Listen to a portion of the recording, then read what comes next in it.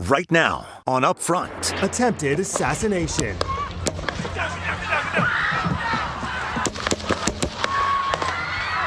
Former President Donald Trump, bleeding, rushed off the stage. This morning, the Secret Service investigating the assassination attempt during a rally in Pennsylvania. Right now, overnight into the morning, to see, is there any tweaking that needs to take place? Is there any intel sharing that needs to take place? And now, just hours from the start of the Republican National Convention in Milwaukee, the security, the 11th hour preparations. This morning, the RNC promising the convention will go on. I feel comfortable going down there.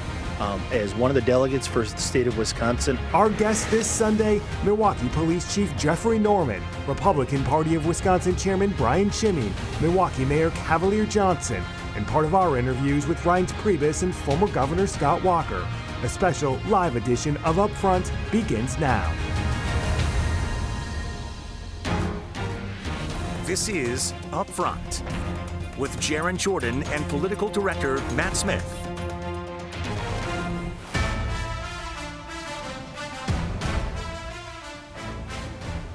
Hi, everyone. Good morning. Thanks for joining us. We are live inside of Fiserv Forum this morning for a special edition of Upfront. Just hours from the official start of the Republican National Convention here in Milwaukee. At this hour, federal officials investigating the attempted assassination of former President Donald Trump, who now is still expected to be here in Milwaukee in just days to formally accept the Republican nomination for president.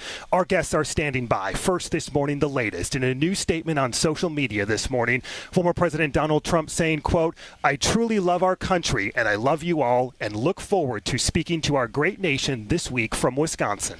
Former President Donald Trump seen overnight walking down the stairs of his plane. Here is that video en route to his estate at Bedminster in New Jersey. A gunman opened fire, hitting Trump in his right ear during a crowded rally just hours earlier Saturday. This is that chilling video. Secret Service rushing the bloodied president from the stage. The shooter identified overnight as 20-year-old Thomas Matthew Crooks of Bethel-Page, Pennsylvania. ABC News is reporting he fired as many as 8 rounds from an AR-style rifle while perched on a nearby rooftop. A Secret Service sniper shot and killed that suspected shooter. One spectator at that rally was killed and 2 others with critical injuries this morning. Without stating the obvious, security incredibly high in Milwaukee this morning. The start of the convention now just officially hours away. A major Secret Service perimeter now intact surrounding Fiserv Forum. Barricades, fencing, vehicle checkpoints now all going into place. The official convention beginning Monday. However, a major welcome party is getting underway in just hours tonight.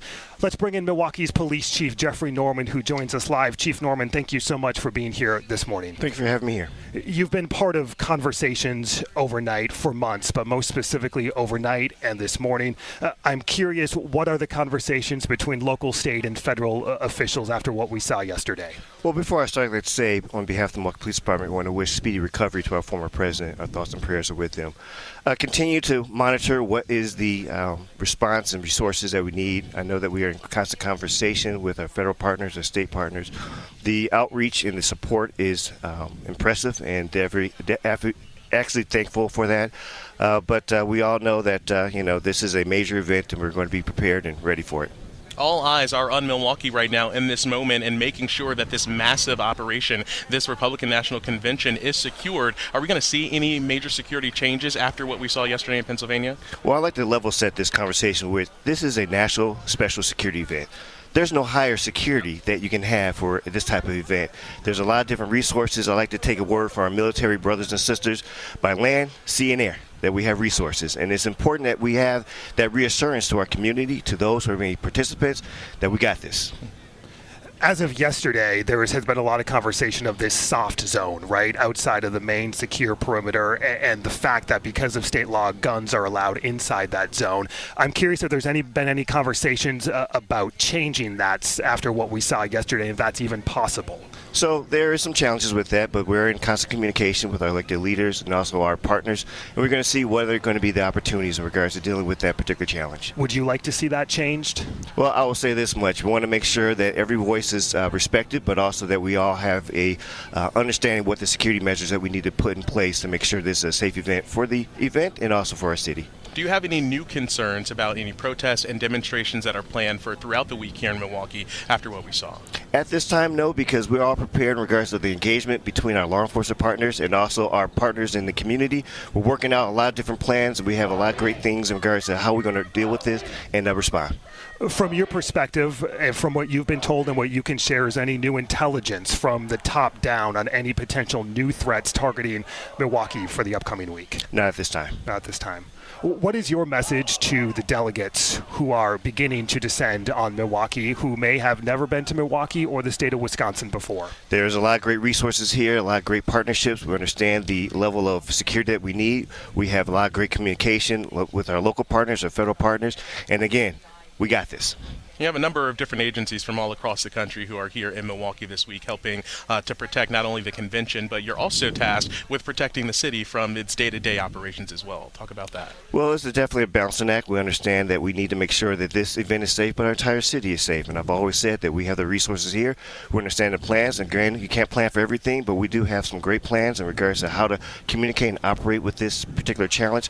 And so, again, I feel very comfortable in regards to where we're at and what we're doing for the safety of not only this event, but for our city. Obviously, there's been a ton of attention on the Secret Service and federal agencies. Do you have faith in the federal government and the Secret Service to carry out their duties in this city over the next week? Absolutely. I mean, I see the response there in Pennsylvania. I mean, this is a cooperation between all of us, and I do have faith in what they're doing and the plans that we have in place. Milwaukee Police Chief Jeffrey Norman, thank you so much for giving us a little bit of your time this morning on a busy and historic morning. Thank you so much.